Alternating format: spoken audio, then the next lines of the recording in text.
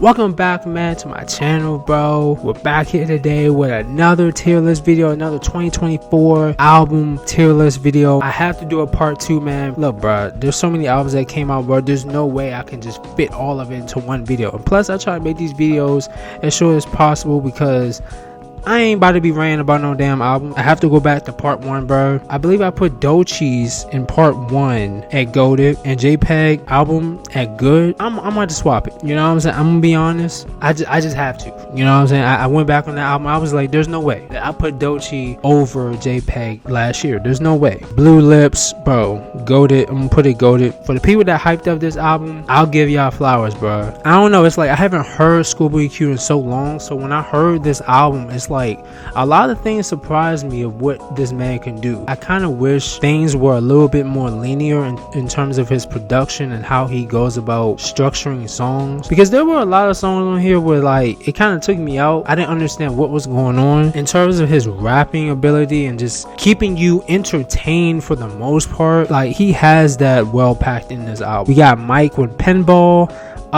This album kind of slid under the radar for me for a little bit. I'm gonna say it's to be desired. It's definitely not one of Mike's best. It's far from it. I don't know. I feel like a lot of these beats that he's on are kind of missing something, a little oomph. Yeah, I'm just not a fan of the beat selection. I do like the song he got with Earl Sweatshirt. Other than that, it's just a one song album for me. The Burden of Azazel by William Wheat. Underground alternative rap type of artist, man. This album is very much of like JPEG Mafia if he was like more grunge. You know what I'm saying? I love the songs where he's on the more soulful type of beats.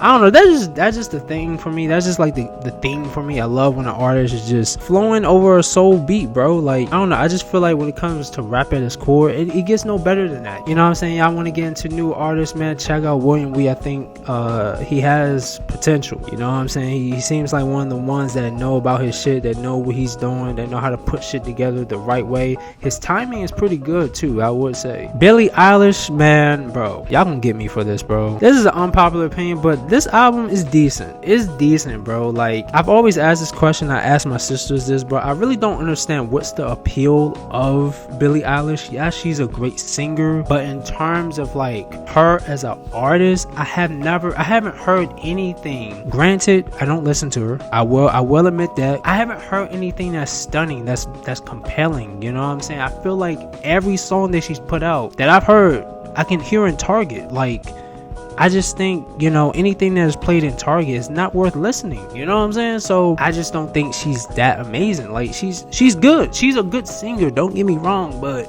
this album was just, I can hear this whole album in Target, bro. Might delete later. The beat selection is terrible. Not every song has a terrible beat to it. One of the most impulsive albums of this year that I've seen from him, of whatever, you know what I'm saying? It's a very impulsive album, and I don't really think this was anything that was like heavily, and I mean heavily, planned from J. Cole. Lana was a deluxe version of SOS by SZA. I think it's between decent and good. I think it was pretty good. I do agree that the work that we got from this should be a deluxe to anything, because if this was an album, it would have been a major setback from the SOS album. You know what I'm saying? Castle, I've already talked about this. This is still one of the most traumatizing albums I've ever heard. It's so traumatizing that I haven't even listened to a single song, even my favorite songs from Hook, since I heard this album. Bad Cameo, this is with James Blake and Lil Yachty, was decent. I don't know, I just wasn't really, it was very slow, very slow album. There has some interesting moments in there that I'm like, you know, I didn't expect Lil Yachty,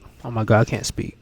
Oh my god. It has some interesting moments in there from time to time that I didn't expect Lil Yachty would perform, or you know what I'm saying, do, or him and James Blake would do together. But I'm surprised that I even remember this album to even put it on this tier list video, bro. I think that's the most shocking thing for me. This album right now, I definitely heard this album, and I don't want to hear this album again. Destroy Lonely. What the fuck was this shit called? I don't know. But yeah, this album was, yeah, my very first Westside Gunn album that I checked out. I enjoyed this. and I'm gonna actually put this in the GOATed. I really have no purpose of ever listening to Saw Baby. The only reason why I checked this album is because everybody was talking about it, bro. I do like that song Viking. It's catchy as hell. Like, he did his thing on there. I do like that song, but in terms of everything else, the whole album, bro, honestly, bro, this album loses momentum very fast for me. It's like after I heard Viking, I don't want to hear nothing else, man. But in contrary to that, Gunna album was pretty good, man, because I have no choice but to compare Gunna and Saw Baby album. You know what I'm saying? They both in that melodic trap lane, you feel me? But I will say there are a lot more tracks on Gunna's album that I like more than Saw Baby. We got Memoirs and Armor by Navy Blue. I listened to Song of Sage by Navy Blue, which came out in 2020, by the way, but that album was so good to me that I damn near wanted to put it on this tier list. You know what I'm saying? Just swap it out from the album that he dropped this year, which wasn't that bad. The other albums that I've heard from him, including the one that he dropped in 2023, those albums had a little bit more passion behind it. The Vultures albums, you know what I'm saying, just to give it a chance. I do think the production is very good. You know what I'm saying? Coming from Kanye, you're going to get pretty good production. Now, there's some songs on there that is fucking annoying.